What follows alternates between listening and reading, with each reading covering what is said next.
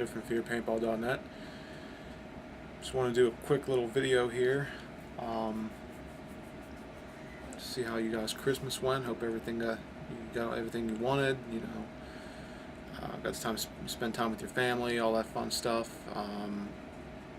Things are kind of slow here, as you can tell. Haven't been pumping out very many videos at all, just because it's cold outside. We can't do anything, and there's no indoor courses around here for us to play at within a 2-hour radius. So I did get a couple things in the mail the other day that I want to kind of give a little visual review on. I'm sure you've heard of Trinity Paintball. If not, check out their website. I'll put it down here in the annotations as well as the comments, or the description. It seems like Trinity Paintball and Metadine, I think Metadine sells some of the parts, kind of bought OPSGear's rights to produce their kind of brand of opposing force parts. Now I know OPSGear still produces them, but Trinity makes almost identical replicas of all the OPSGear parts, which is good because Trinity is a lot less expensive as OPSGear, and their customer service doesn't suck like OPSGear. I'm sorry if you like OPSGear, but haven't had very good experiences with them in the past. So, but that brings me to my point here. When OPSGear first came out with their G36 kit for the A5, the full body shroud, well, not the original one they had that was just the front part with the top rail, the very, very original one. I'm talking about the opposing force G36 kit. I really wanted G36 is one of my favorite assault rifles, but at the time I didn't have an A5, and I didn't want to, fool spending the money to get the A5 and all this. Long story short, got an A5 with a H&K SL9 body on it, airsoft modded body. Got the body, looked at it, didn't like it very much, so I decided to sell the kit and put these Trinity parts on it. I got the Trinity parts from Rockstar Tactical. I talk about RTS all the time. Put their link down here.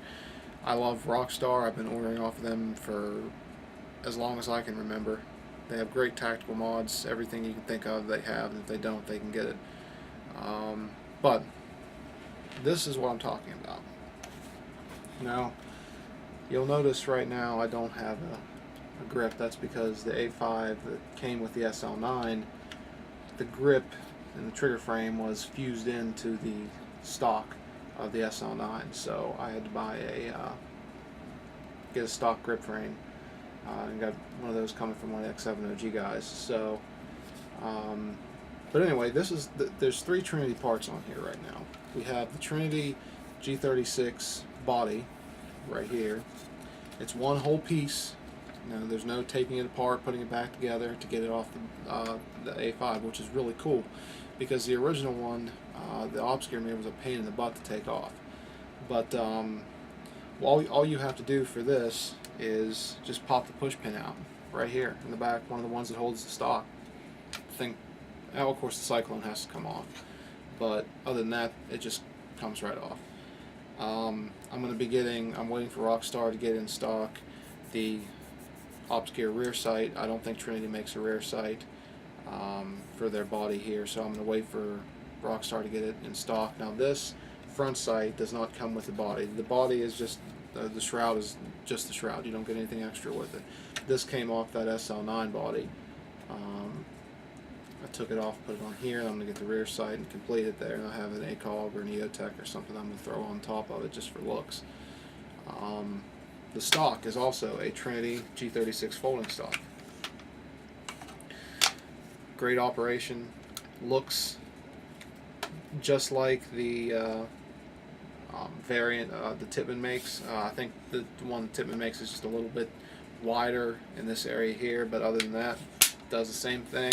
Just as sturdy. This was, I got I got the stock off X7OG off of a member on there for a little bit cheaper, but I think the stock retails like $44. It's not bad at all. Now the body is originally, well, the OPSGear version of the body is 100 and, I'm gonna make sure I'm telling you the right price here. I believe it's $130. Trinity version is 90, and they are the exact same thing. I've confirmed that exact same thing. Um, I guess for the OPSGear one, you're maybe just paying for the name. I don't know, and the logo that says opposing force on the side. Yeah, $129 is the OPSGear one. And then, I mean, it includes, both of them include the top rail here and the side rails, the under rail. The barrel I have on here is a Flask 9-inch barrel with the G36 tip, or 4-prong tip. And I've got a Flask A5 or Cockard A5 adapter on the inside of it too, and the Magwell. Now, the only difference in the Magwell that Trinity puts out, which is this one, and the Magwell that OPSGear puts out is right here. The one that OPSGear puts out has a curvature right here, and you would actually see, it would kind of go down, and you would actually see the little lip that comes down here on the A5. Now this one already had the lip cut off, so I didn't have to worry about cutting it off. But as you can see, I don't know if you guys can see that or not, but right here, put my finger in there, that lip's not there. I'm thinking about shaving this down, just making that curvature. The OPSGear mag kit, again, ridiculously priced, and they are almost the same thing. Let me pull it up here, just give me a second. Now all these prices, of course, are off Rockstar Tactical mag kits. Here we go. G36 mag kit from OPSGear is $60. Trinity bullet style magazine G36, $39.99, $40. So it's $20 difference for the same product, and you don't have this little. The only difference is that little gap right there. Now, what I'm probably going to plan on doing is taking the mag off. The mag is attached with these 4 screws right here, 2 on each side.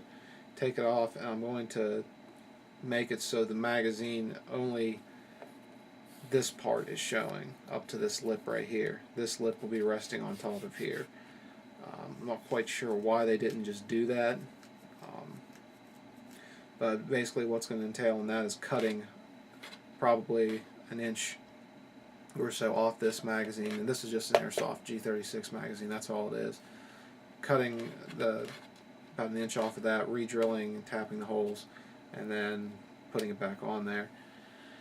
But for the most part, like I said, I've been wanting one of these bodies for a really, really long time, and now I finally got one. So I'm going to put I have a Tippmann M16 front grip that I'm going to put on here. Might possibly get a Magpul AFG for it, I'm not sure yet. But I'm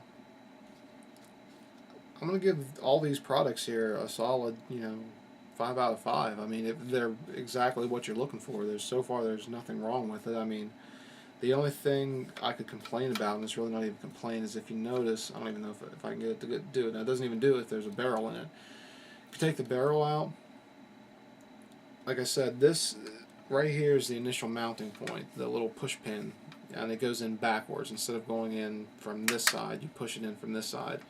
And then in order to remove it, you'd have to get like a knife or a flathead screwdriver and just push it out and then pull it out. It's not that big of a deal. But with the Cyclone off, it almost looks as if I know you guys can't see it, and you know how there's 2 screws in the front of the A5 right before the barrel adapter that hold the receivers together. It kind of looks like you're supposed to run a screw through there, but there's absolutely no room to do it. But like I said,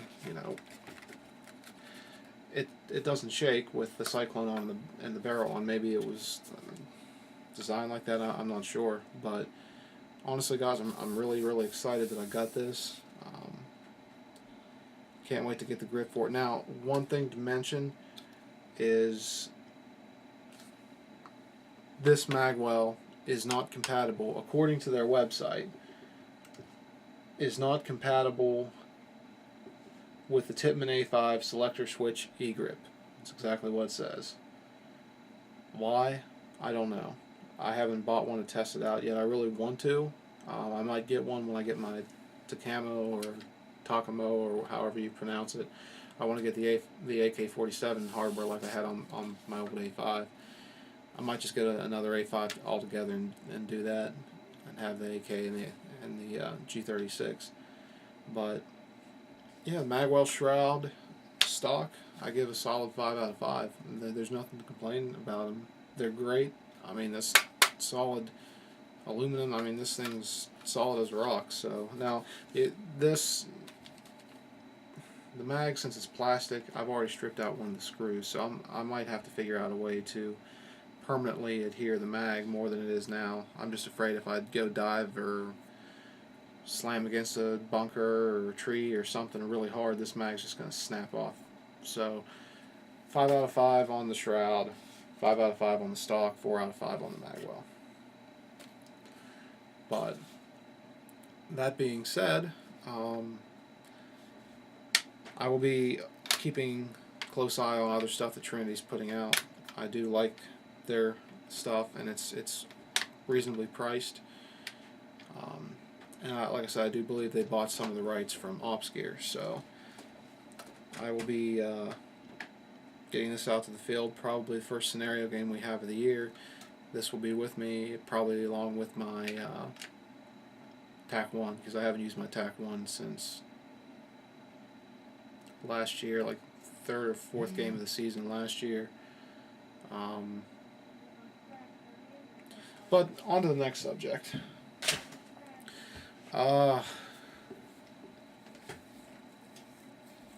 Call of Duty Black Ops.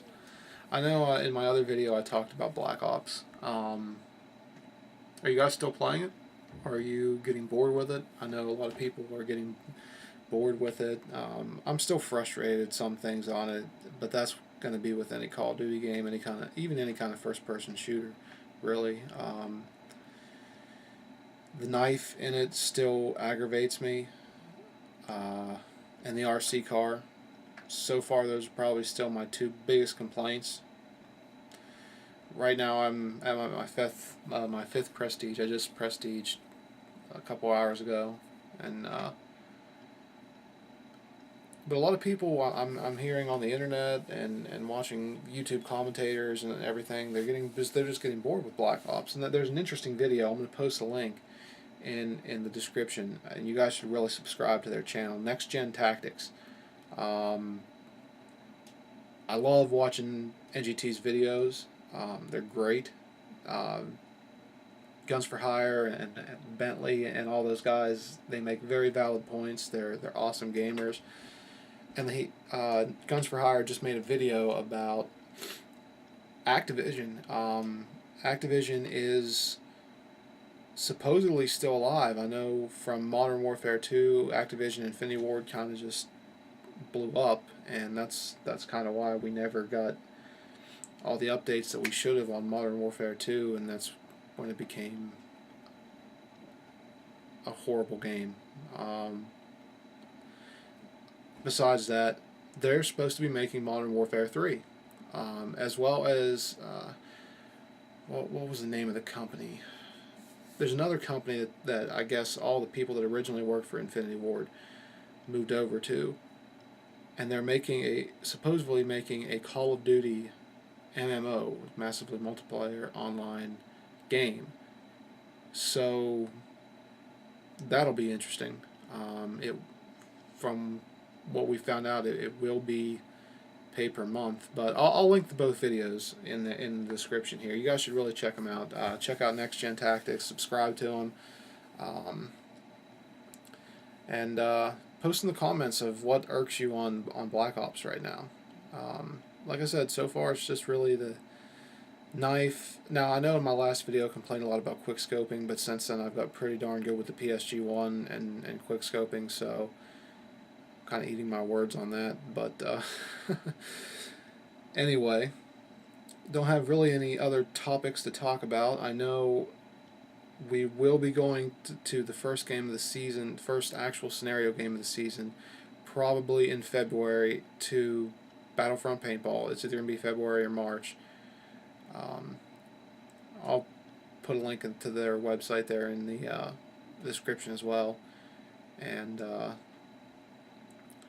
we usually start our season by playing a game there, so it'd be kind of weird if we didn't do it this year and just skipped it. But next weekend, if any of you guys are around the PA, Pittsburgh, Morgantown, West Virginia area, the tri-state area, we're going to be playing at Crazy Dave's Paintball. I know some of us are. It's going to be a private group, but if you end up showing up there and mention this video, I'm sure we can get you in the group there. I know I'm going to be there. Crimson, a couple of the other guys from the team are going to be there. It's an indoor field. That's one of the ones I was mentioning. It's about 2.5 hours away from where I live right now. Now the guys in Pittsburgh, it's about an hour away from where they live, so it's not too bad for them, but it's a heck of a drive for us. But it's paintball, so it's definitely worth it. But anyway, till I get my A5 done and can go outside and do all these barrel tests I promised you guys in the last video, we got about 4 inches of snow out there right now, and then it's about 15 to 18 degrees. Good times. But until then, stay warm, spend a lot of money on your winter upgrades, and get ready for 2011 season. Peace!